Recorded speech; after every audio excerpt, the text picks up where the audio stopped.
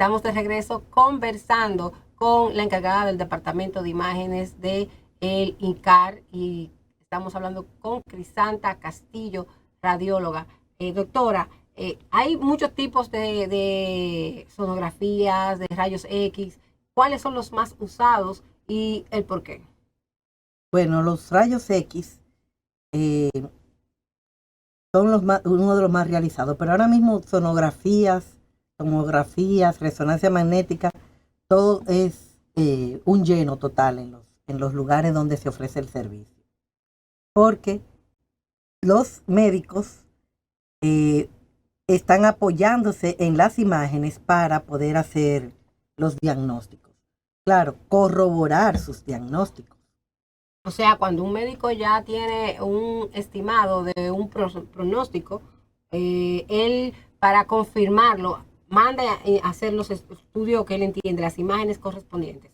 Exactamente, en la mayoría de los casos es así, pero a veces, eh, como no somos infalibles, en algún momento no tenemos ni siquiera idea de lo que está pasando con el paciente y las imágenes nos ayudan bastante. O sea, a ampliar o a A confirmar el confirmar diagnóstico. o a decir o a descubrir qué es lo que tiene el paciente, porque a veces los síntomas son un poco confusos, puede ser una cosa, puede ser otra, y las imágenes colaboran bastante con el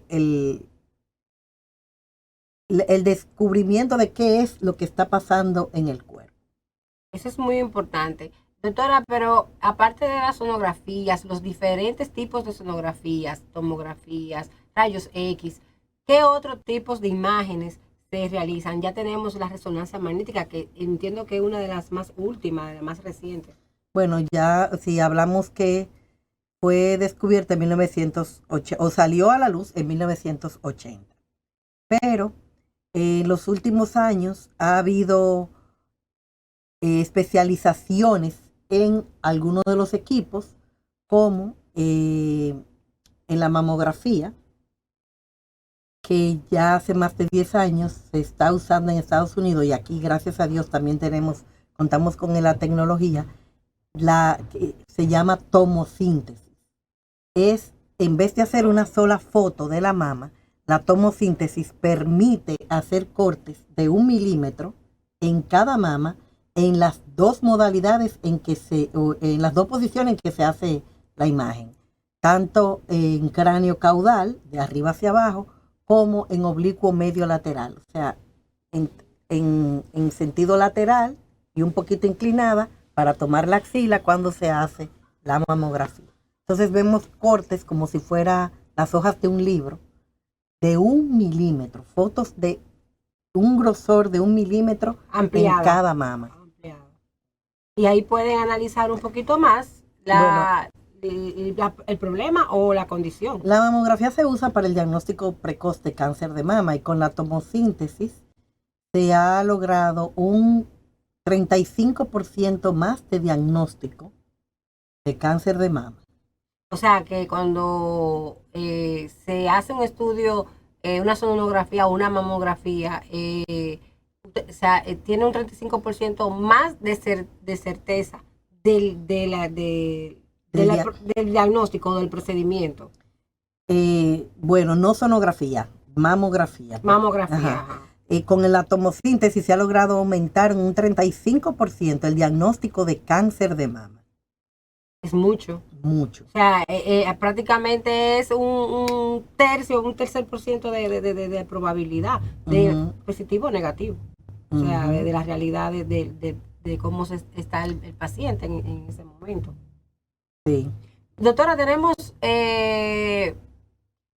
la sonografía, le estaba haciendo fuera de cámara, de un perfil biofísico. Eso de una sonografía de un feto, podría decirse, sí, ¿verdad? De un feto.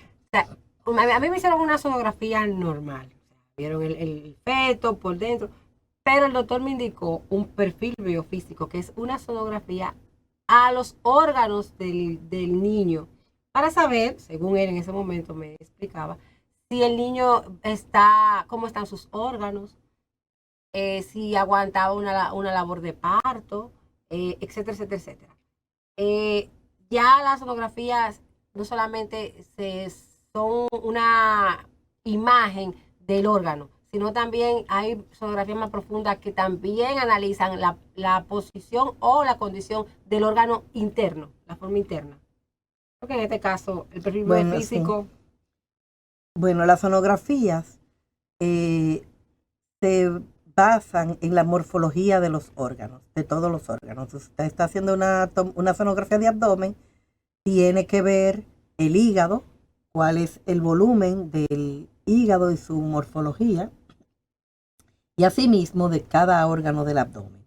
En el perfil biofísico se busca saber el bienestar del feto. Y es un examen que debe hacerse para tomar una conducta en las próximas 24 horas. Quiere decir que se hace cuando uno teme o el médico teme por el bienestar del bebé, de ese feto que se va a convertir en un bebé, en un neonato, sí, exactamente. Se toma en cuenta los movimientos del bebé, el tono muscular y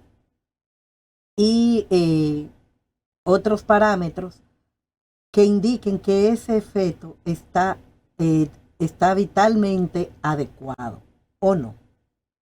Por ejemplo, la frecuencia cardíaca es uno también de los parámetros que se toman, que indica la frecuencia cardíaca fetal, que indica si el bebé está en condiciones óptimas dentro del útero de su madre, o las condiciones en las que se encuentran implican que deba hacerse una evacuación de ese feto en un tiempo determinado, que como le dije son 24 horas. Realmente es muy interesante. Realmente el doctor puede indicar ese perfil biofísico en casos especiales, pero aunque no haya ningún tipo de inconveniente, él puede indicarlo. Puede indicarlo, claro, pero realmente no tiene una utilidad per se, porque es cuando se sospecha, exacto, que el feto está sufriendo alguna condición incómoda, o sea, se llama sufrimiento fetal, que implique que pueda hacer daño a la vida de ese feto. Interesante. Doctora, sí, dígame. Existe otra sonografía que es la morfológica, que es la que evalúa todos los órganos internos del bebé para saber si ha habido una adecuada formación embrionaria. Y en el primer trimestre se hacen también ciertos exámenes puntuales en algunas áreas del embrión o del feto para determinar si existe alguna enfermedad genética o alguna condición genética, como por ejemplo el síndrome de Down o alguna otra alteración genética. Sí, hay muchos casos en proceso de embarazo a temprana, en los primeros etapas del embarazo se demuestran y se dan a conocer la condición del feto, cómo viene el bebé. Realmente es un avance muy importante, sobre todo en el primer trimestre, primero y segundo de un embarazo, donde ya se sabe en las condiciones que puede venir ese bebé. Estamos avanzando bastante. Otra área que me llama mucho la atención y es saber cuál es la diferencia cuando se hace una imagen, un estudio de imágenes con contraste y sin contraste. Bueno, el contraste, como su definición indica, es poder distinguir un área de otra por una determinada coloración. Por ejemplo, podemos contraponer dos colores, negro y blanco. Cada uno va a resaltar porque hace contraste con el otro. Entonces, el medio de contraste es una sustancia que sirve para pintar, para colorear algunas estructuras y poder destacarlas dentro de las demás. Entonces, el medio de contraste puede ser oral o puede ser endovenoso. El contraste oral se usa para el tubo digestivo, para destacar el tubo digestivo, esófago, estómago, intestino delgado, intestino grueso. Y el medio de contraste endovenoso se usa para destacar vasos sanguíneos, pero también la forma de distribución vascular de algunos órganos, como el hígado, el riñón o en los pulmones. En algunos casos queremos saber qué hay de patológico o no en un órgano y el medio de contraste nos ayuda. Porque si hay una lesión en un órgano, esa lesión va a tener un comportamiento X con respecto al medio de contraste. O toma contraste o no lo toma. Y si toma contraste, si toma se realza levemente, si se realza moderadamente o se realza intensamente. O si es un realce homogéneo o heterogéneo. Entonces son muchos parámetros que se utilizan para poder determinar qué tipo de lesión existe, si existe, o si el órgano está presentando una vascularización normal. O sea que no tenemos que preocuparnos cuando nos indican un estudio de imágenes que dice con contraste, porque una gente de una vez, ay Dios mío, con contraste, eso es grave. Bueno, la mala fama del medio de contraste todavía no ha desaparecido, vamos a decir, pero realmente no es tan peligroso aplicarlo ahora como antes, porque antes se usaba una sustancia con muchos componentes iónicos que generaban alergias o ciertos efectos adversos. No necesariamente una alergia, pero sí ciertas incomodidades en el cuerpo. Ahora se usan contrastes no iónicos.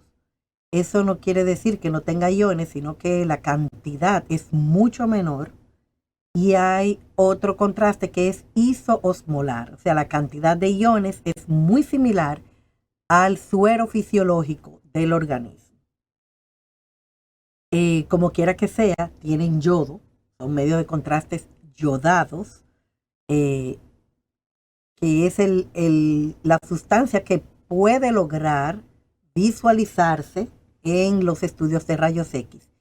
Y como quiera que sea, hay gente que tiene alergia o que hace alergia, aunque es mucho menor en estos días. De todas formas, se toman precauciones con las personas que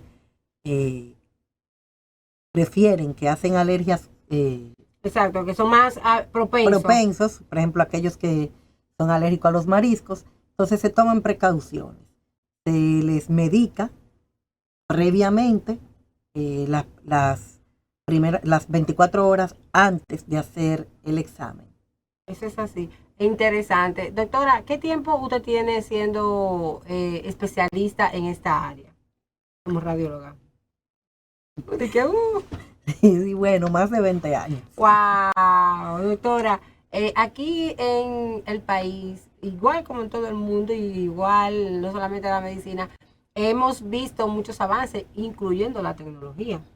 ¿Cómo está el área de imágenes en tecnología en el país?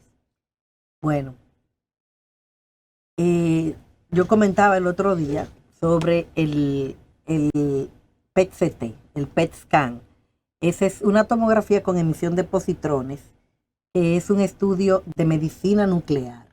La medicina nuclear también es imágenes, pero utiliza otros componentes, como ya dijimos, utiliza radiofármacos y también se ha separado un poco de la radiología. Sin embargo, estos estudios de medicina nuclear se les ha añadido una máquina de tomografía axial computarizada y es el famoso PET scan o PET-CT que se utiliza bastante en oncología.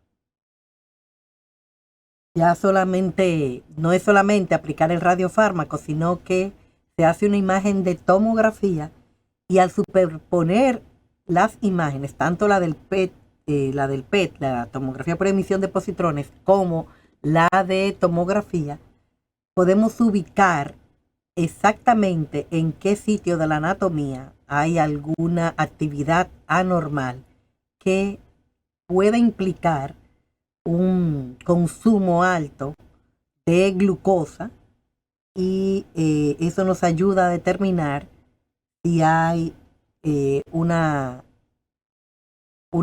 lesión maligna o, Benina. o un cambio inflamatorio. Si no hay ninguna zona que capte ávidamente el componente del radiofármaco, se supone que no hay ninguna lesión maligna. Ahora bien, hay grados de realce de esa lesión que tiende a indicar que son cambios inflamatorios o que efectivamente puede haber una lesión maligna en ese lugar donde se registra la actividad metabólica aumentada. Usted sabe, doctora, que años atrás, podríamos llamar décadas atrás, eh, del país, pacientes iban a tratarse, sobre todo a hacerse estudios específicos fuera del país, tanto en los Estados Unidos, donde más está más cerca y la ciencia va también bastante avanzada, o tenían una situación, una salud, un tipo de enfermedad y se iban a Estados Unidos, a Nueva York, Puerto Rico, a tratarse de la enfermedad. Pero aquí en el país ya tenemos las, los médicos y también los equipos y el tratamiento para ya tener y tratar cualquier tipo de enfermedad y cualquier tipo de análisis, procedimientos. Sigue siendo esa conducta, se sigue dando de pacientes, no, yo tengo que hacerme tal, no, yo no confío, o aquí no hay ese aparato, no hay ese procedimiento, no se hace aquí, déjame irme a Puerto Rico, a Nueva York, a Boston. Bueno, los americanos, los norteamericanos, Digo, somos americanos también. sí, los norteamericanos tienden a desconfiar de la medicina en Latinoamérica. Y si el paciente se está tratando allá, suelen pedir que los exámenes se hagan allá. Pero, como quiera que sea, los avances llegan a todos lados y en todo sitio hay personas capaces. Hay un gran número de exámenes hechos aquí que se aceptan allá como buenos y válidos. Pero nosotros utilizamos equipos que no los fabricamos aquí. Vienen de allá o vienen de Europa. Sí. Vienen de Alemania. Eso es un protocolo que estándar. tiene un procedimiento. Entonces a veces el tema está en la interpretación, pero por ejemplo a mí me llevan un examen para hacer una biopsia y yo no miro inmediatamente lo que dijo el radiólogo. Yo miro el examen, pero siempre veo lo que dice el radiólogo que interpretó ese examen porque me interesa conocer su opinión. Y es cierto, hay gente que tiene más experiencia que otro y se acerca más a un diagnóstico, pero es una experiencia que todo el mundo va a adquirir en determinado momento. Con respecto a los viajes fuera, sí, todavía hace unos 6, 7 años, el PCT específicamente se mandaba a hacer fuera luego que un paciente había hecho cualquier tratamiento con quimioterapia por un cáncer o por radioterapia y se quería saber si quedaba algún resto o alguna siembra a distancia o donde fuese. Pero ya aquí en el país tenemos varios equipos de PET-CT y en el INCAR tenemos un ciclotrón, que es una máquina nuclear donde se produce todos esos radiofármacos que se usan en el PET-CT. El PET-CT tiene una serie de radiofármacos específicos también para determinadas áreas que también se producen en el ciclotrón. Por ejemplo, la próstata o los huesos, los huesos en un hombre que tiene cáncer de próstata, se utiliza un fármaco diferente al que se utiliza en sentido general.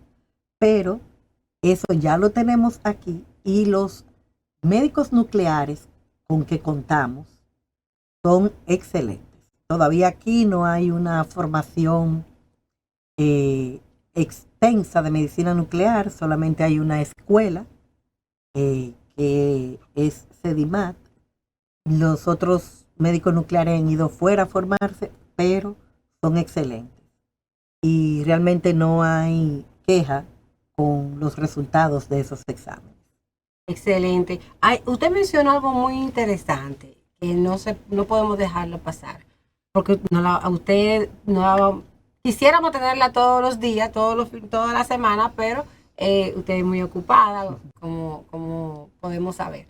Es que un sonografista puede determinar el sexo de un bebé independientemente del órgano reproductor. O sea, no se logra ver si es hembra o varón, pero o sea, solamente con ver el sexo reproductor del bebé se determina el sexo. Bueno, hay una edad determinada en que se puede ver los genitales externos. Exacto. De un feto. Puede ser tan temprano como las 14 semanas. Pero ya a partir de las 16 semanas es más exacto. Los equipos nuevos cada vez tienen mayor resolución y es más factible verlo a más temprana edad. Y hay gente especializada en determinar eso. Sí. Por ejemplo, yo ya no hago sonografía obstétrica. Hay médicos dedicados solamente al estudio del embarazo. Yo puedo hacer un examen general, o sea, al bebé. Un examen que le llamamos tipo C, que es medir la cabeza, medir el abdomen, medir el fémur, contabilizar la cantidad de líquido amniótico que hay en el saco y cosas generales, ver los 3 vasos en el cordón umbilical, etc. Pero hacer un examen más detallado, y como hablamos antes, cada vez nos subespecializamos más y hay quienes se dedican solamente a eso. Son muy buenos esa área. Sí. Realmente eso es así. Es muy interesante saberla de ese tipo de sonografía, porque sobre todo en el caso de nosotras las mujeres cuando estamos embarazadas, la ansiedad es ¿qué será? ¿Será hembra? ¿Será varón? O quiero una hembra o quiero un varón. Entonces esa parte ahí nos pone muy ansiosos. También al padre, a la familia, todos quieren. Ahora es muy novedoso la revelación de sexo y esa es muy, muy activa esa situación con saber el sexo del bebé. Doctora Crisanta, vamos a pedirle un minuto porque tenemos que ir a unos compromisos comerciales y regresamos en breve.